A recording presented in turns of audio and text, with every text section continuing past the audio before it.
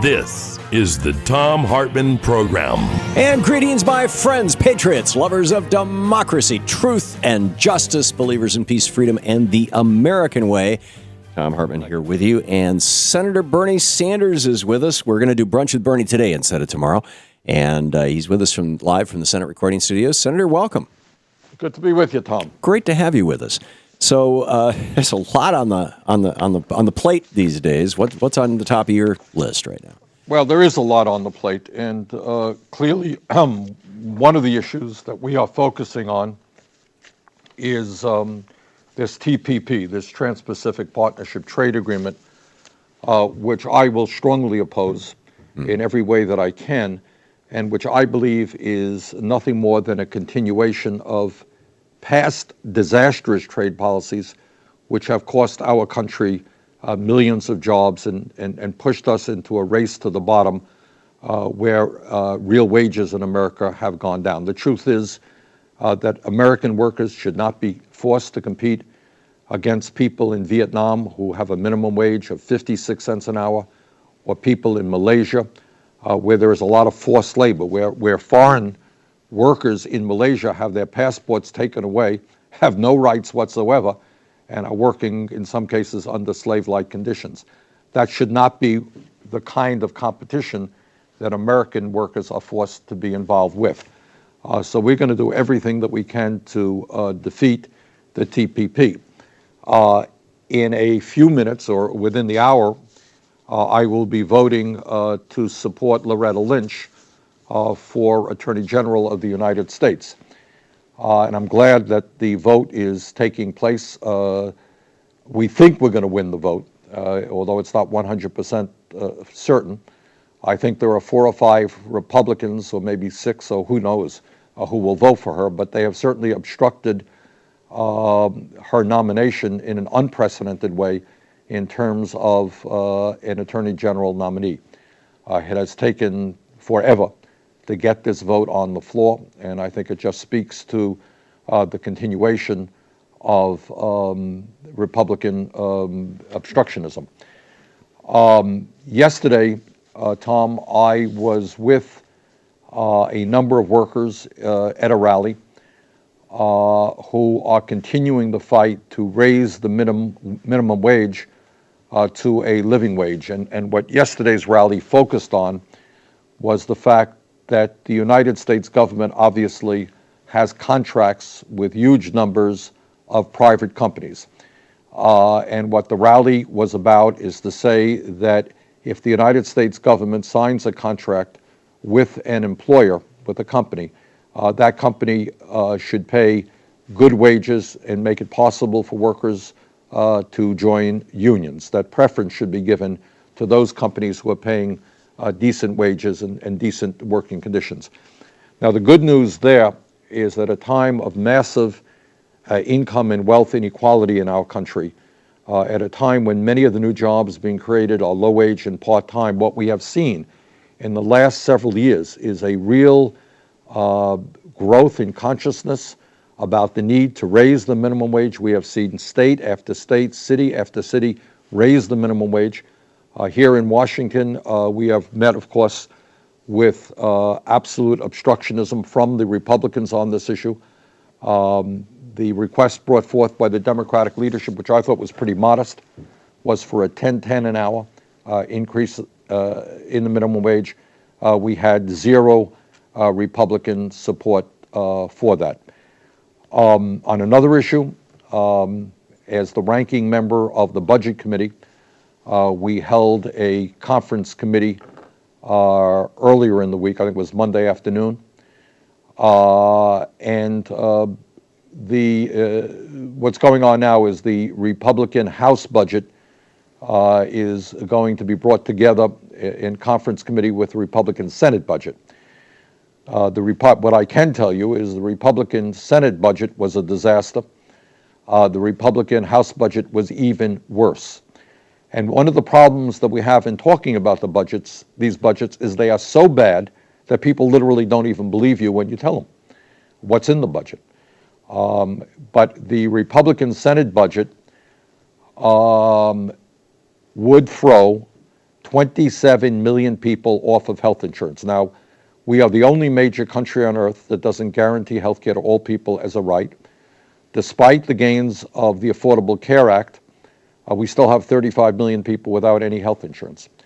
And what the Republican budget does is they would terminate the Affordable Care Act, and that means that 16 million Americans who have insurance through the ACA, those people would lose their insurance. They would cut Medicaid by $440 billion, which means another 11 million Americans would lose their health insurance. 16 plus 11 is 27 million Americans suddenly would be thrown off health insurance.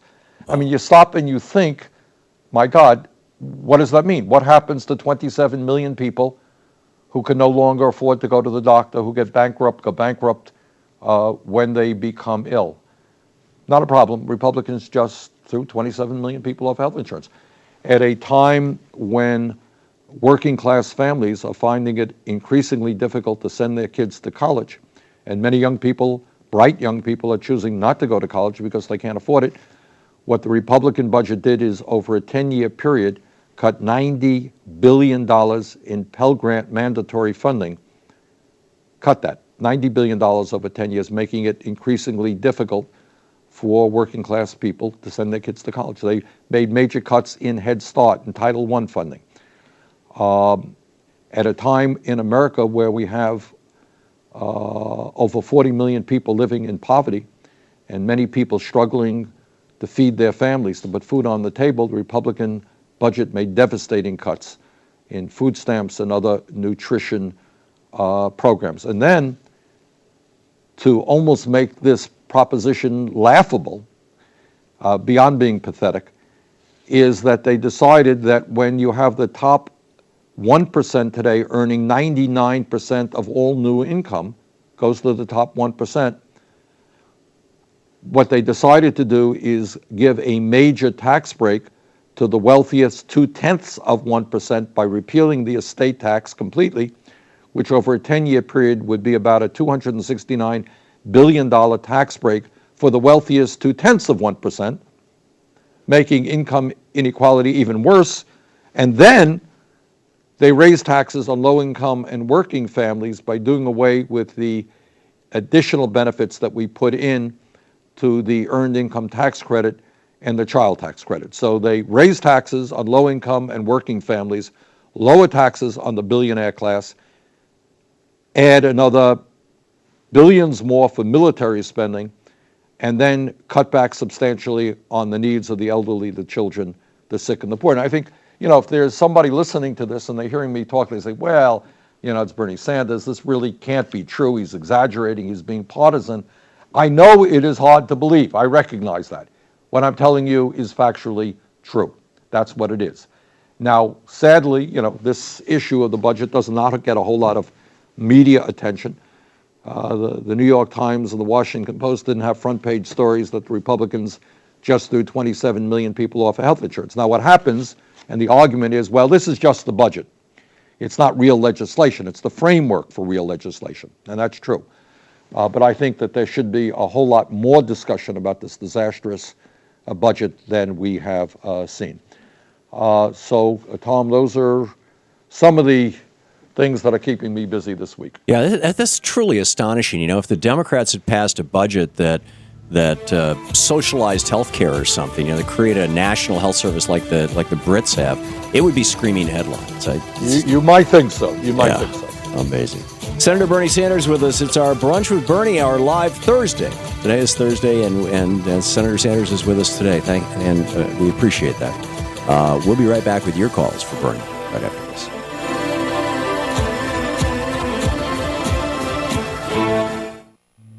This is the Thom Hartmann Program.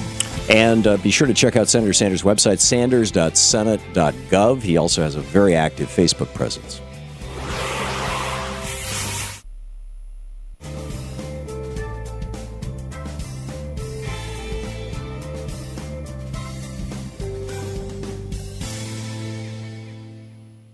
And welcome back. Senator, ready to take some calls?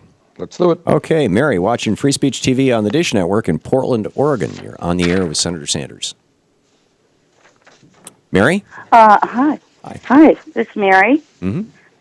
You're on the air, Mary. And I'm just listening here to the program and listening to the senator. And it's just absolutely fantastic that I actually get to speak with a senator. I can't get a hold of either of mine to even respond to me. But my question, Tom, is I want to know when, I would like to know, Senator, when you are going to announce to run. We need you. Listening to you now, we have to have somebody who's out there who's telling the truth like you. Nobody else is going to do that. That's my problem with all the candidates. They're either lies or we're hearing the same old stuff. No, we need somebody out there telling the truth like it is. I really like to. Well, Mary, thank you very much. It is no secret, we have talked on this program and I've talked elsewhere about my interest in running for president of the United States. And what I have said repeatedly is I will make a decision shortly. And the impediments, Mary, are twofold. If you do something as big as running for president of the United States, and that is a very, very difficult undertaking. I am very proudly the United States Senator from a very small state. The state of Vermont has 620,000 people in it, and I know my state, and I know how to run for office in my state.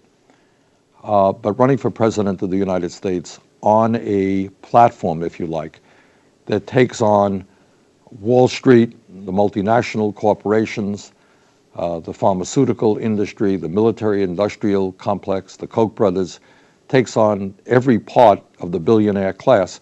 If you're going to do that, you have to do it very, very, very well. And you have to know that you have a political infrastructure around the country of people who are really not just going to vote for you, but are going to really be prepared to stand up and fight and participate in almost an unprecedented grassroots movement. So we believe me, I'm going to South Carolina tomorrow. We'll see what exists there. We've been to Iowa, we've been to New Hampshire, I've been around the country. We've had some great turnouts. But when you undertake, when you go forward for a presidential run, that is just a huge undertaking, and I've got to know that we have that kind of grassroots support. And second of all, sadly, at a time of Citizens United, when the Koch brothers themselves will probably be spending close to $1 billion on this election cycle, and other billionaires will be pouring huge sums of money. I don't need billions of dollars to run, but we have to be sure that at least we have an amount of money that is credible to run a winning campaign. So, Mary, thank you very much for your support. If we do it, we have to do it well, not just for my own ego, but for you and for all of the people in America who believe that we need fundamental change. Because if I go forward and I don't run a good campaign, it impacts all of us and what we believe. So I'm thinking about it hard. I would like to do it, but I've got to make sure that we have the capability of doing it well. 2 seconds. Perfect. Senator, you timed it perfectly. We'll be right back. Oh, and this at the, by the way, day after tomorrow, I guess, Senator, is when Rick Perry, Ted Cruz, and Mike Pence go to Las Vegas to bow down at Shelley Adelson's door. He's paying George W. Bush $250,000 to give a speech there.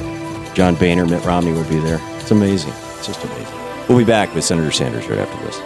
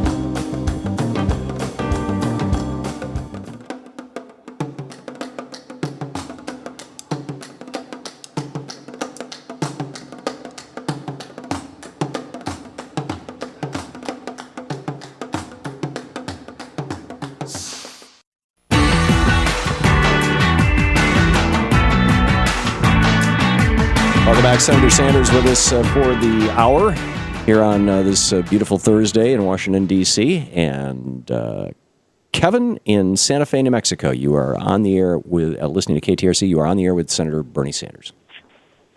Hi, Tom. Hi, Senator Sanders. I really appreciate what you do and highly respect your stances and listen to what you do. I would like to ask, who is representing the American workers at this so-called table of negotiations in the TPP? Because we hear endlessly about all of the corporate interests that have a seat at the table, but is there a union representative or anybody there advocating for the American worker? The answer is, in some cases, there are. In some sections of the TPP, unions have had input and have been involved. But I think it is fair to say that the overwhelming level of participation and input has come from hundreds of major corporate interests. So unions have had some input. Corporate America has had a heck of a lot more. Craig in Chicago, you're on the air with Senator Sanders. Yes, Tom, your show is always a must listen, and definitely when the senator is on. Senator, I just had a quick question. You know, the defense budget and spending has been such a sacred cow for such a long time, and the number is insane compared to, you know, other countries and that. Is there any chance of change of that in the future, or is that something that's pretty much going to be stable? You know, one other quick thing is, I don't think I've ever seen a sitting president with less respect. Senators and congressmen, when they're talking about the president, many times will never say President Obama. It'll just be Obama, you know, and it's like you never heard that before. Again, it's great listening to you both. I'll hang up and listen to your response. Thank you. Thank you, Craig. Well, Craig, let me start with your second point. I think you're quite right. President Obama has, to say the least, gotten less respect than any president than I have ever heard of. I mean, it starts when you have, you know, millions of Americans whipped up into believing that he wasn't even born in the United States of America, that he's an illegitimate president. Others believing that he's somehow affiliated with terrorism, or that he is, you know, doesn't love the United States of America, whether he's not a Christian or whatever it may be. But the kind of attacks that have been leveled against him and the kind of disrespect that has been shown to him and his family is, to my mind, in fact, unprecedented.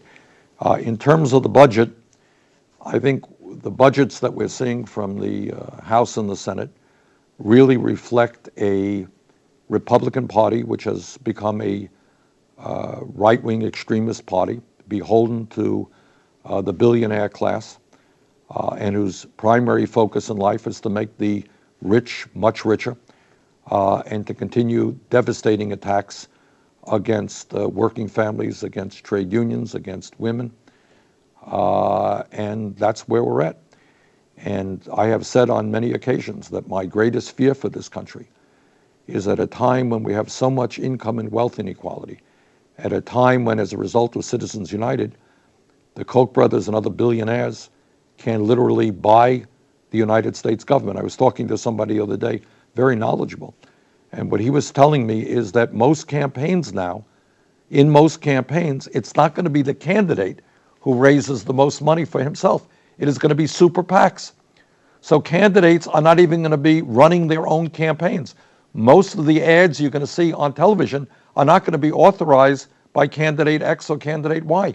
They're going to be authorized by a super PAC controlled by billionaires. Candidate will be second fiddle. And that's where we are evolving.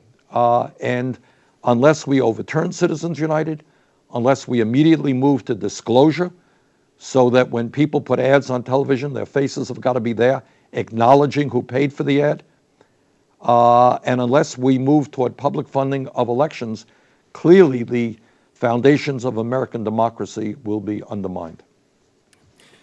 We have just 1 minute left before the break, Senator. Well, the budget, I think, is just an example of where we are as a nation, and the continued assault on the middle class.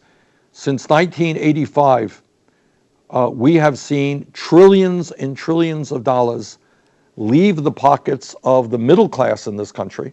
Their percentage of the wealth has gone down, and that has drifted up to the top 0.1%. So that in the last 2 years, you saw the 14 wealthiest people seeing $157 billion increase in their wealth, while most people are seeing stagnation, economic stagnation, or maybe a decline in their standard of living. So this is not the America that we want to see. And we need some profound political and economic changes to make sure that the average person has a fair shot and that all of the wealth doesn't accumulate into the hands of a few. Yeah, as it certainly seems to be doing. Senator Bernie Sanders with us. It's our Brunch with Bernie on Thursday. We'll be right back with your calls for the senator in just a few minutes. Be sure to check out his website at sanders.senate.gov. You can sign up for the Bernie Buzz, his newsletter. It's a great news site as well, sanders.senate.gov. Plus, you can also check out his activities over at Facebook and on Twitter. We'll be right back. You're listening to the Thom Hartmann Program. Call 202-536-2370. And check out sanders.senate.gov. We'll be right back.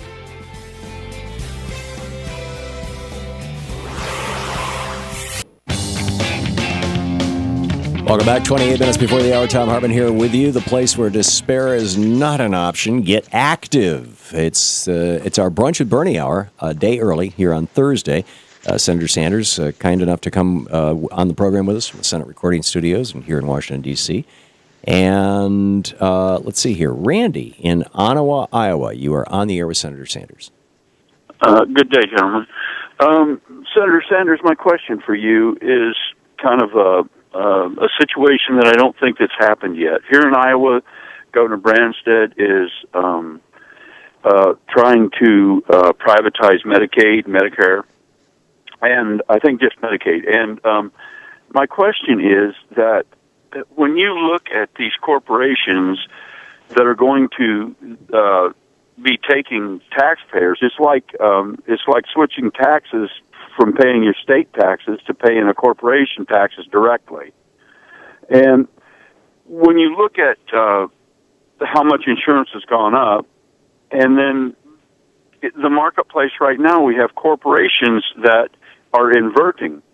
Is it feasible, or is it possible that potentially that a citizen, say, of Iowa could end up paying taxes directly to a corporation that is registered in a foreign country? Or is it legal for, like, Burger King to collect state taxes for the states because they are no longer an American company? So I'll try not to complicate it anymore. Thank you, Randy. Okay. Well, you've touched on, Randy, you've touched on a number of issues, and that is the goal of Republicans, whether it is a Republican governor in Iowa or the Republican Senate or the Republican House, to do everything that they can to privatize any governmental operation. It is no great secret to you, Randy, I'm sure, that our Republican friends under Bush wanted to move to the privatization of Social Security. Republicans every day are working to privatize Medicare. They want to make massive cuts in Medicaid. There are many Republicans now who want to privatize all or some of the Veterans Administration healthcare system. There are Republicans who certainly would like to destroy the United States Postal Service, and they are moving rapidly in that direction and privatizing that. You have a group like the Koch brothers who basically believe that the United States government should not be involved in almost any activity, or state government, whether education or anything else. All of this should be done by the private sector, Wall Street for retirement security, et cetera, et cetera. So, Randy, I am not all that aware of what's going on in terms of Medicaid in Iowa, but what you're telling me certainly is not surprising to me. Matt in East Jordan, Michigan. You're on the air with Senator Sanders. Senator, given the scope of the TPP, don't you think the potential Democratic supporters of the probable Democratic presidential nominee Hillary Clinton deserve a straight answer from just an unambiguous answer about whether she supports the TPP or whether she's against it? And frankly, shouldn't all the presidential hopefuls, given that, the scope of the TPP, let the American people know whether they're really for this or against it? Give us the honest truth. Well, Matt, I absolutely agree with you, and I issued a statement just the other day saying almost word for word what you're saying. And look, people can have honest disagreements about the TPP. Trade has been very controversial. As I mentioned a moment ago, Tom, I happen to believe that NAFTA and permanent normal trade relations with China and other trade agreements have been an absolute disaster for the American worker. It is one of the reasons why we have seen the loss of some 60,000 factories since 2001, millions of decent paying jobs gone. I was just looking at some numbers now with regard to Vietnam. The minimum wage in Vietnam is 56 cents an hour. Nike employs over 300,000 people, mostly women, young women, in Vietnam producing athletic shoes. They do not employ one person in America producing athletic shoes in manufacturing. I don't think that the American worker's got to compete against people in Vietnam who are working under those kind of wages, terrible working conditions, can't form a union. Malaysia may be even worse in some cases, where you literally have slave labor, where immigrant people into Malaysia had their passports taken away. They have no rights. They can't leave the country. I don't think that is what the American worker has to be competing against. That's my view. But what Matt asked is this an issue that Hillary Clinton and every other presidential candidate should be speaking out on? And the answer is yes. You can't wiggle your way out of this one. Either you're going to vote and support the TPP. President Obama, sadly enough, does support it. He's pushing it hard. Most Democrats in the Congress are against it. Some are for it. Virtually all Republicans are for it. Some are against it. So you can't wiggle your way out of it. You can't say, well, I'm observing it. I'm monitoring it. There's going to be a vote. And if you were in the Senate, would you vote for it? Would you vote against it? So I agree with Matt. I think not just for Hillary Clinton, but this is an enormously important issue that every presidential candidate should be very clear and unambiguous about. John in Chicago. You're on the air with Senator Sanders. Hi, thank you. I have a question for the Senator. On the topic of TPP, to protect the U.S. from the TPP ever being approved, will you filibuster the bill that would grant the President fast-track approval rights? Well, John, unfortunately, if that were the case, I certainly would. But what a filibuster does is slows it down. It doesn't prevent something from You did being that yesterday, passed. didn't you? I did that yesterday, yes. Yes, so John, what we did yesterday is we did slow it down. And some of my colleagues were not all that happy that they had to stay up very late in the night working on the legislation. So we did slow it down, and I will continue to do everything I can to oppose it. But I don't want you to think for a moment that a filibuster will prevent it from getting a vote. What we are trying to do now is rally the American people. I was at a rally right here in Washington, D.C. It was a great rally organized by the AFL-CIO and a number of other groups. We had a huge turnout. And I think, all over this country. And by the way, Tom, this is not just Democrats. If you want the truth, I think that there are more Republicans for a variety of reasons who are opposed to unfettered free trade than Democrats. Yeah. And I think to the degree that the American people understand this trade issue, which gets so little coverage on network television, the American people know that when you go to a store today, it is harder and harder to buy a product made in the United States of America. More often than not, the product is made in China, Vietnam, or elsewhere. The American people know there was once a time when if you didn't have a college degree, you could work in a factory. And if you had a union, you could make a living wage. You could have a good benefit. You may have a pension. That is no longer the case because so many of those jobs are gone, and the jobs that are open are McDonald's or Walmart, low wages, minimal benefits. The American people see that transition in the American economy. And trade has been one of the reasons, not the only one. Automation, robotics has been another part. But there's no question in my mind that corporate America has taken advantage of these trade agreements to shut down plants in America, to outsource our jobs to low-wage countries, and they want to continue to expand doing that. So I am against these trade agreements. I think that presidential candidates should be very clear about which side they're on. Okay. And Jim in Lockport, Illinois, you're on the air with Senator Sanders. Good afternoon, Tom. Good afternoon, Senator Sanders. Jim? Senator Sanders, the situation down in the Gulf after 5 years hasn't improved much, really. And the people down there are struggling. They've lost about 70% of their income. Is there anything that the Senate could do to hold BP's feet to the fire, so to speak? Now, they did agree to a $20 billion settlement, but they're tying it up in courts, waiting for people to die off. This is unfair to these folks. Is there anything we can do about that? This is the same thing they did 25 years ago. Yes, we can, Jim. And I would hope very much that the Obama administration will be much more aggressive in terms of making sure that people get the benefits and the compensation that they are owed for that terrible, terrible disaster caused by BP. Charles in Mandeville, Indiana. You're on the air with Senator Sanders. Hey, good morning, Senator Sanders. I'm in Louisiana, but that's okay. Senator Sanders, I just want to start by saying thank you for having the courage and the intestinal fortitude to stand up for the middle class and say what's right. I know it's really hard, difficult thing that you do, and I really appreciate it. And my question is, despite all of the things that you've been discussing and constantly we go over these things, why do you think voter turnout and complacency among the electorate is so low?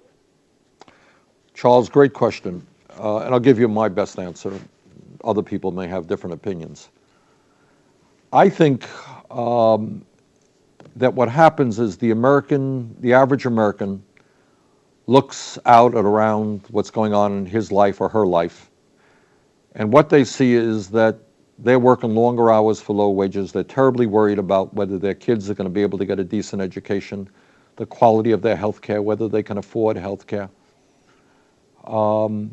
They look at the growing gap between the billionaire class and everybody else, and they ask themselves, who's listening to me? Who understands the pain that I am experiencing? And they look to Washington and they said, not many folks there. Why do I want to give credibility to a system that is so corrupt? And they don't vote. We've got to change that, because if they don't vote, it only becomes worse. But that's my feeling about it, Charles. We'll be back with more of your questions for Senator Bernie Sanders right after this. You're listening to Thom Hartmann. Visit thomhartmann.com for audio and video archives. Brunch with Bernie on Thursday here on the Thom Hartmann Program. Check out his website, sanders.senate.gov.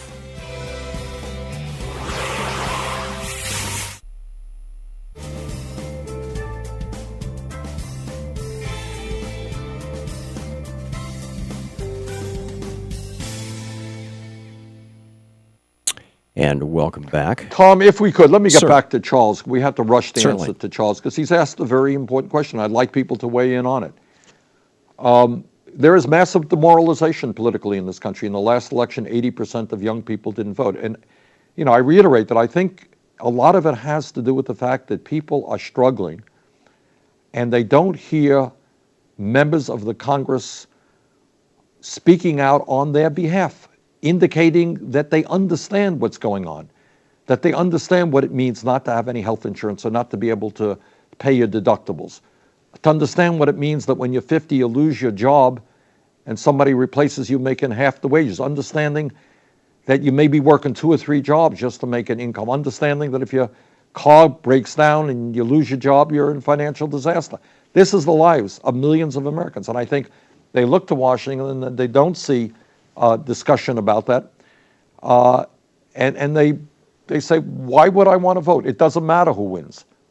The rich are going to get richer and I'm going to get poorer. Who cares? And I think, Charles, that unless we educate and organize and raise public consciousness and point the finger at those members of Congress or governors who are prepared to defend the billionaire class and ignore the needs of working families, that unless we can educate and organize, the situation only becomes worse, because When the billionaires can spend so much money on elections, the only hope we have is in large voter turnouts where people say enough is enough. And if people do not come out and vote, then we lose, period. Merlene in Morriston, Florida. You're on the air with Senator Sanders. Can you hear me? Yes, just fine. Thank you for taking my call, Tom. Senator Sanders. I'm calling regarding the TPP. I think the American people are entitled to an open and transparent debate. The president threw down the gauntlet and said he would be willing to debate, and I think we need to take him up on it. And an excellent debater would be Senator Elizabeth Warren. But we need to get that out there, and we need to accept his challenge. And that's why I'm calling. Thank you, Marlene. Well, Marlene, thank you very much. Elizabeth Warren would be very good, and there are a number of other people. Sherrod Brown from Ohio is helping to lead the effort. I've been involved. Bob Casey has been involved. We got a number of good people, both in the House and the Senate, who I think are engaged in this debate.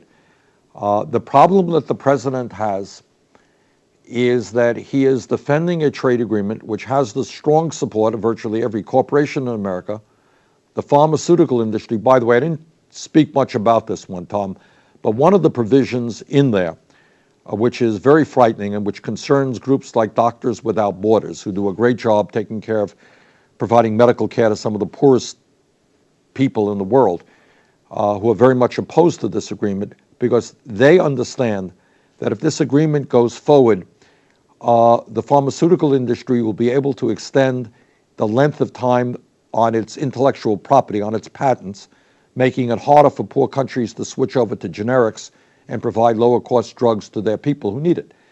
And this could cost the lives of a whole lot of people who simply cannot afford life-saving drugs that are brand names. So that's another issue that is out there of great concern. To me, it's like a show of horrors. Senator Bernie Sanders with us. It's our Brunch with Bernie hour here on Thursday on the Thom Hartmann Program. We'll be right back with more of your calls for the Senate.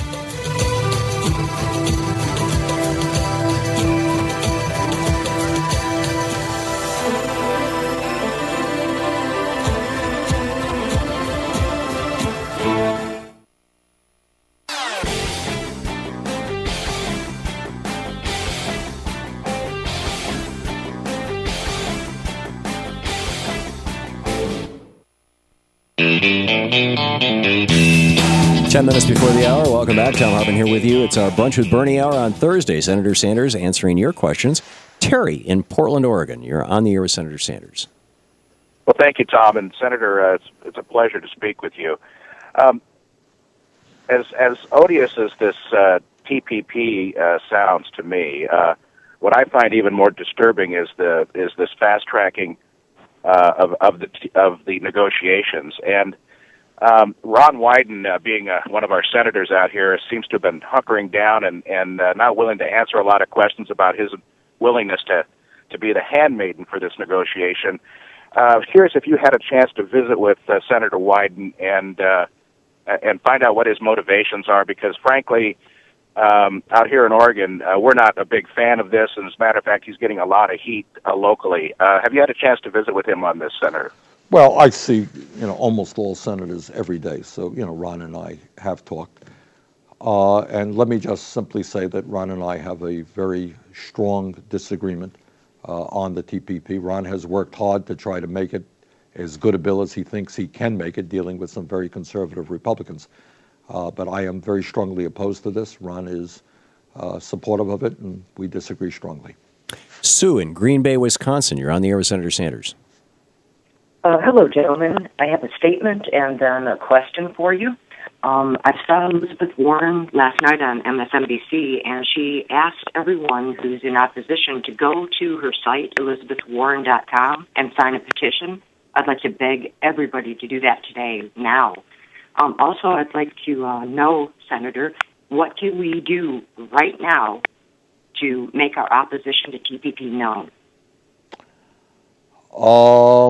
Well, I would, Sue, get on the phone right now and get on your computer and start emailing And let's get a flood of phone calls. I know, unless I'm very mistaken, at least one of your senators in Wisconsin is going to vote for this agreement. Let them hear from you.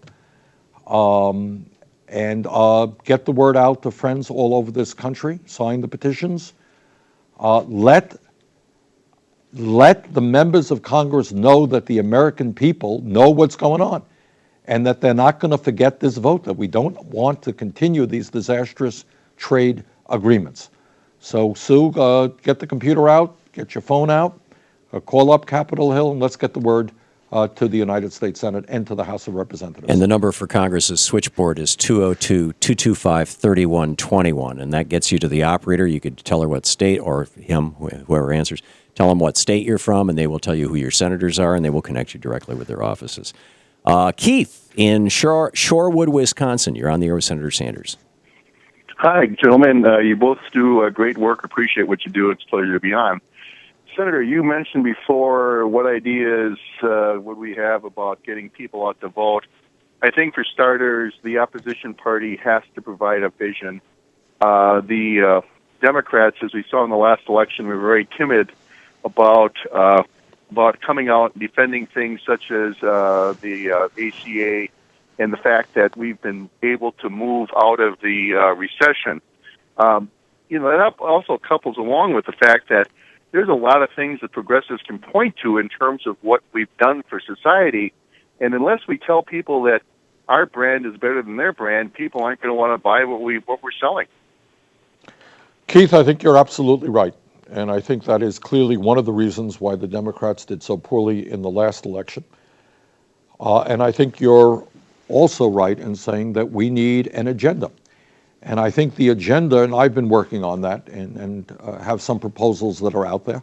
Other people may have some different ideas, but I think the ideas that we can bring forth are exactly the ideas that most Americans, not all, to be sure, support. For example, Keith, if I were to tell you that this country needs to create millions of jobs because real unemployment is not 5.5%, but 11%, if you include those people who've given up looking for work and those people who are working part-time, and then we need to rebuild our crumbling infrastructure, our roads, bridges, rail system, you know what?